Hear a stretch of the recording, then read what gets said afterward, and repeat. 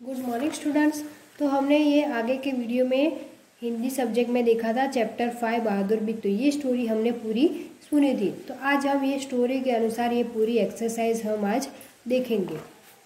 तो ये एक्सरसाइज में हम ये जो भी पूरी एक्सरसाइज है ये वीडियो में आपको दिखाई दे जाएगी, वो आपको पूरी हिंदी की नोटबुक में नोट डाउन करनी है।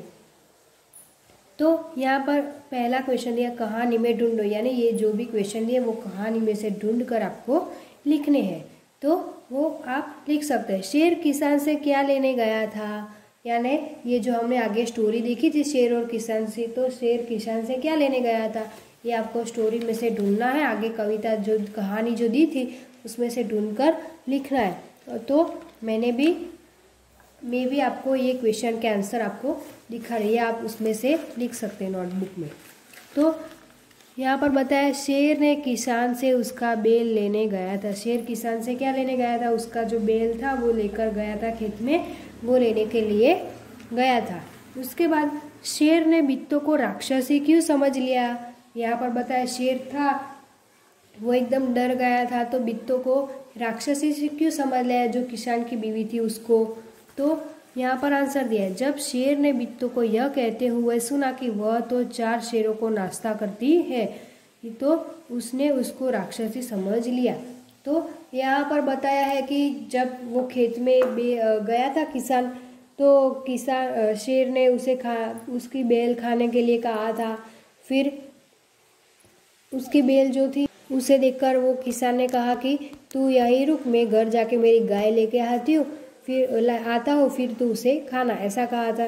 लेकिन जब उसने अपनी बीवी को बताया तो उसने अपनी जो बीवी थी बिट्टू उसे यह ले गए खेत में, और खेत में लेकर बिट्टू क्या बोली कि ये तो एक ही शेर है, मैं तो रोज 4 शेरों का नाश्ता करती, ऐसा बताया था।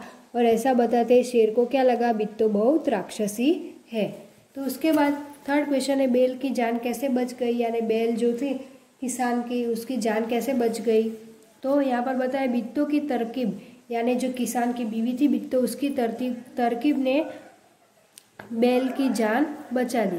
वो बहुत ही एक भयंकर रूप धारण करके वह क्या किया, बहुत एक रूप अलग सी धारण रूप करके हाथों में दरांती लेकर घोड़े पर सवार होकर शेर के पास पहुंच गई। यानी वो एकदम भयंकर तैयार हुई, राक्षस जैसी लगती ऐसी, हाथ में दरांती ली और शेर पर सवार होकर निकली और उसके पास पहुंच गए और जोर से राक्षस की तरफ चिल्लाने लगी।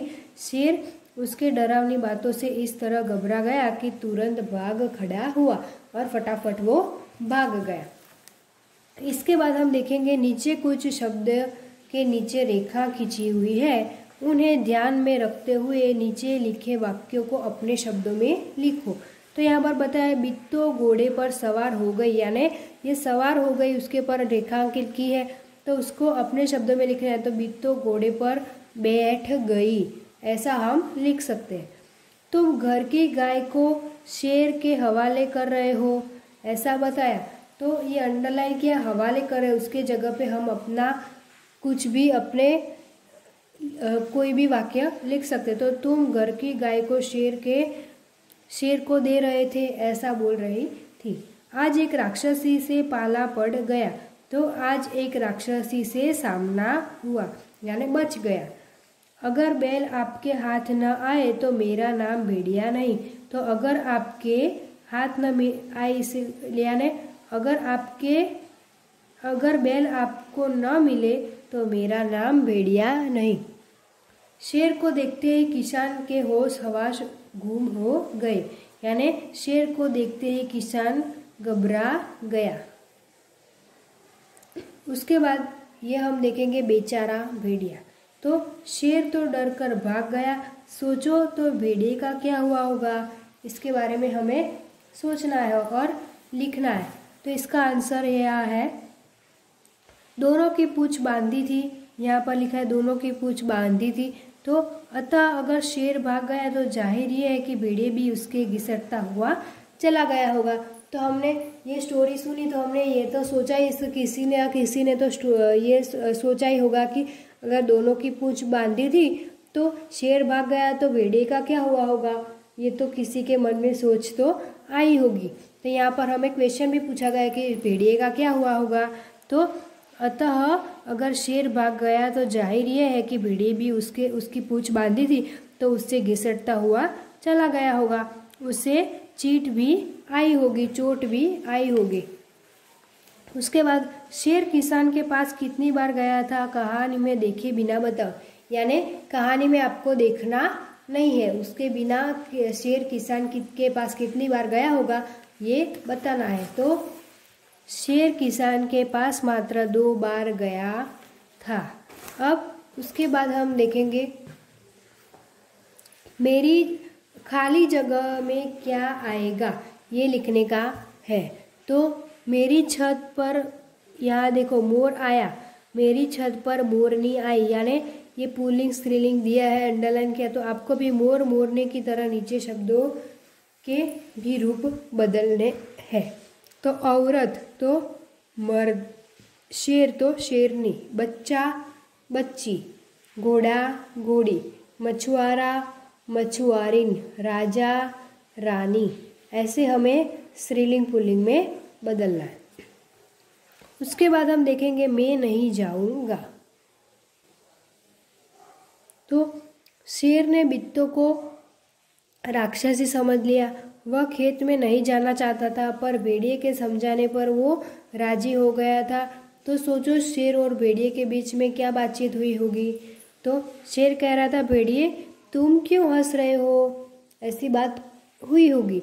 तो भेड़िया कहे महाराज वह तो क्या थी, बित्तों थी, ऐसी बात हुई होगी। यानी वो खेत में नहीं जाना चाहता था, फिर भी भेड़िए ने समझा इसलिए जाना चाहता था।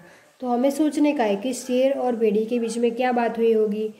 तो ये भेड़िया क्या कह रहा था, महाराज वह तो बित्तों थी, या वो क्या राक्षसी नहीं थी। उसके बाद भेड़िए ने क्या कहा, शेर ने कहा नहीं नहीं वह सचमुच राक्षसी थी, वो सचमुच राक्षसी थी, वो कोई बित्तो नहीं थी। भेड़िए ने कहा मैंने अपनी आंखों से देखा है महाराज, वह बित्तो ही थी, पता नहीं कैसे आपने उसे राक्षसी समझ लिया। भेड़िए ने क्या किया, महाराज मैंने उसे अपनी आंखों से ही देखा है, वो सचमुच बित्तो ही थी, आपने पता नहीं कैसे उसको क्या किया, राक्षसी समझ लिया। शेर ने क्या कहा, क्या तुम सही कह रहे हो। भेड़िए की बात को सुनते हुए कहा शेर ने कि भेड़िए को यह कहा कि क्या तुम ये सही कह रहे हो, ये बात सही है। तो भेड़िए ने कहा हाँ महाराज मैं आपके साथ चल सकता हूँ, मैं आपके साथ आ सकता हूँ, ये आपको अगर बित्तो ही देखनी है तो क्या मैं आपके साथ आ सकती हूँ, ये भेड़िया बता रहा है। तो शेर ने कहा ठीक है मैं तुम्हारे साथ जाने को तैयार हूँ, क्या हम दोनों साथ में जाएंगे, ऐसा वो बता रहा है। उसके बाद देखेंगे बोलो तुम क्या सोचती हो, आप क्या सोचते हो, वो लिखना है। भेड़िए ने शेर को बोले महाराज क्यों कहा, क्या शेर सचमुच बोला था। तो यहाँ पर दिया है भेड़िए ने शेर को भोले महाराज कहा क्योंकि उसने किसान की पत्नी को राक्षसी समझ लिया। वह यह समझ ही नहीं सका कि केवल उसे डराने के लिए बित्तों ने 4 शेरों का नाश्ता करने वाली बात कही और शेर भोला बिल्कुल नहीं था, दरअसल वह बहुत बड़ा मूर्ख था। पता चला कि ये शेर कोई ऐसा भोला नहीं था, दरअसल तो क्या वो मूर्ख था, उसे पता ही नहीं चला कि वो राक्षसी नहीं, लेकिन वो क्या है बित्तो थी, वो किसान की बीवी थी इसलिए। उसके बाद शेर ने भेड़िए की पूंछ के साथ अपनी पूंछ क्यों बांध ली। तो राक्षसी के सामने भेड़िया उसे छोड़कर भाग न जाए इसलिए क्या किया, शेर ने उसकी पूंछ अपने साथ बांध ली। तो उसके बाद हम नेक्स्ट क्वेश्चन देखेंगे, क्या शेर फिर कभी बित्तों के खेत की तरफ गया होगा, हाँ तो क्यों और नहीं तो क्यों। तो हम ये देखेंगे शेर फिर कभी बित्तों के पास खेत की तरह नहीं गया होगा क्योंकि वह अभी भी बित्तों को राक्षसी ही समझ रहा था और उसे तो ऐसा लगता ही नहीं था कि वो राक्षसी ही है, ऐसा ही लगता था उसे, ऐसा नहीं लगता था कि वो किसान की बीवी बित्तो है। उसे तो सिर्फ ऐसी उसकी कपड़े थे और वो घोड़े पर सवार होकर आई थी, हाथ में दराती लेकर आई थी उसे, इसलिए उसको तो ऐसा ही लगा कि वो एक राक्षसी है। तो उसके बाद नेक्स्ट क्वेश्चन देखेंगे, बिट्टू की हिम्मत तुम्हें कैसी लगी? अगर तुम बिट्टू की जगह होते तो शेर से कैसे निपटते? ऐसा हमें आंसर करना है। तो बिट्टू की हिम्मत बेहद प्रशंसनीय है, यानी कि बहुत ही अच्छी है। अगर मैं बिट्टू की जगह होती तो बंदूक लेकर शेर के समीप वाले पेड़ पर चढ़ जाती, यानी शेर के जो समीप वाले पेड़ होते वहाँ पर चढ़ जाती और बंदूक से उसे मार डालती।